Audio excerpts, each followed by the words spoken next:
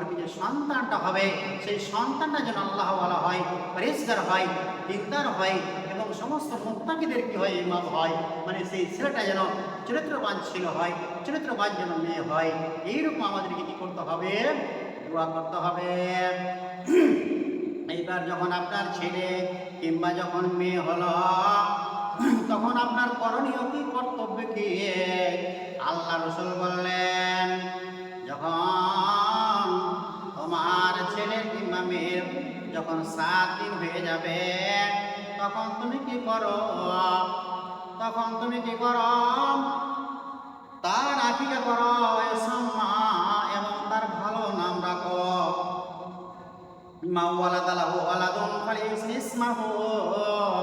আল্লাহর নবী বললেন তার নামটা সুন্দর রাখো। যখন 7 দিন হয়ে যাবে, তখন যদি ছেলে হয় তাহলে কি করো? মোটা খাসি কিংবা ছাগল তার নামে আকিকা করো, আর তার নামটা সুন্দর রাখো। আর করবে তার মাথার চুল নাড়া করে, মানে সোনা কিংবা চাঁদি সমান ওজন করে সেটাকে সাদকা করে দিতে হবে, ফকির মিসকিনকে দান করে দিতে হবে। আর এই হান্নি কুহুম, মানে মানে যারা পরেজগার ছেলে, পরেজগার কি আছে, মানে আল্লাহওয়ালা একটা লোক আছে, দিনদার লোকের কাছে তাকে কি করতে হবে? খেজুর চাবিয়ে তাহানিকে ছেলেটার বাচ্চাটার মুখে দিতে হবে। এটা হচ্ছে মাতা পিতার কর্তব্য। আর কি করতে হবে? আল্লাহ রাসূল বলছেন, জি, যখন সেই ছেলেটা আপনার কথা বলতে শিখবে, তখন সর্বপ্রথম তাকে শিক্ষা দিতে হবে। কি শিক্ষা দিতে হবে? আল্লাহ রাসূল বলছেন,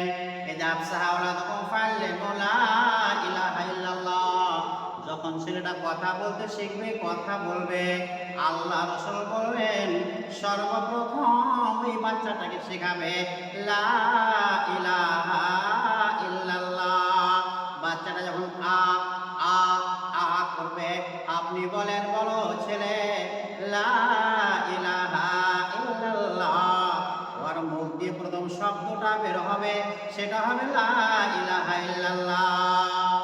আমরা আমাদের ছেলে মেয়েকে আমরা মোবাইল ধরিয়ে দিই, আমরা ডান্স শিখাই, গান শিখাই, প্রিয়ারের নাম শিখাই, নাউজুবিল্লাহ।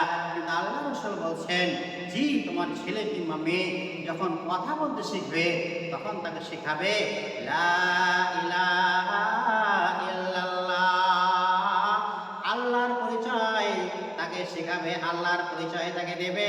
আল্লাহ আছেন, জান্নাত আছে, জাহান্নাম আছে। ছেলেটাকে ভালো কথা বলতে হবে এবং আল্লাহর পরিচয় তাকে শেখাতে হবে।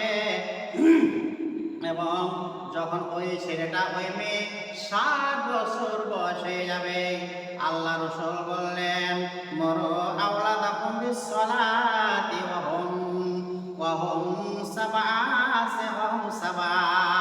সিনিনা ওয়াজরিবুহুম আলাইহা ওয়া হুম আবনাউ সিনিনা ফাররিকু বাইনাহুম ফিল মাজাজি। আল্লাহ রাসূল বললেন, দেখো, যখন ওই ছেলেটার বয়স 7 বছর হয়ে যাবে রে, তখন ওই ছেলেটাকে তোমরা কি করো? নামাজের হুকুম করো, নামাজের তালকিন করো। যখন আপনি মসজিদে আসবেন, আপনি আপনার ছেলেটাকে হাত ধরে উযু করতে শেখান। বলেন, বাবুরে, সালাত আদায় করতে হয়, নামাজ পড়তে হয়, নামাজ না পড়লে মুসলমান হওয়া যায় না, নামাজ পড়তে হবে। ওই বাচ্চাটার হাত ধরে সুন্দর করে আপনি মসজিদে নিয়ে আসেন, সঙ্গে সঙ্গে আপনি ছেলেটাকে নিয়ে সালাত আদায় করেন। 3 বছর ছেলেটাকে ট্রেনিং করাতে হবে। কয় বছর বললাম? 3 বছর। একটা মাস্টারি করলে 6 মাস ট্রেনিং করতে হয়। যারা আর্মিতে চাকরি করে তারা 6 মাস কিংবা 3 মাস ট্রেনিং করে। অতএব এই যে সালাত আদায় করবে, আল্লাহ রাসূল বলেন তাকে সালাতের 3 মাস ট্রেনিং করাও। কয় মাস? 3 মাস তাকে ট্রেনিং করাতে হবে।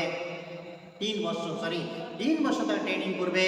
যখন 10 বছর বয়স হয়ে যাবে, আল্লাহ রাসূল বলছেন, জি, ছেলেটা যদি সালাত আদায় না করে, তাহলে আল্লাহ রাসূল বলছেন ওয়াজরিবুহুম আলাইহা 10 বছর বয়স হয়ে গেছে, সেই ছেলেটা যদি সালাত আদায় না করে তাকে প্রহার করতে হবে, তাকে মারতে হবে, তাকে পিটাতে হবে, দিয়ে তাকে সালাত আদায় করাতে হবে। প্রয়োজন পড়লে ছেলেটাকে বাড়ি থেকে বের করে দিতে হবে। জি, তুমি যদি সালাত আদায় না করো তাহলে তুমি আমার বাড়িতে থাকতে পাবে না, তাকে প্রহার করতে হবে। এটা হচ্ছে মা বাপের কর্তব্য ছেলের ওপরে, মেয়ের ওপরে। মেয়ে হবে তার মা তাদের সাথে সাথে নিয়ে সালাত আদায় করবে। জি, আজকে আমরা অধিকাংশই মানুষ আমরা সালাত আদায় করি না, এবং যারা করি আমরা ছেলে মেয়েকে সালাতের কথা বলি না, স্ত্রীর সালাতের কথা বলি না, আমরা নিজেই সালাত আদায় করি। কিন্তু রাসূল বলছেন না, আপনাকে হুকুম করতে হবে আপনার ছেলেকে আপনার মেয়েকে সালাত আদায় করার জন্য। প্রয়োজন পড়লে তাকে পিটাতে হবে, প্রহার করতে হবে, মারতে হবে, এবং সঙ্গে সঙ্গে মসজিদে নিয়ে আসতে হবে সালাত আদায় করার জন্য।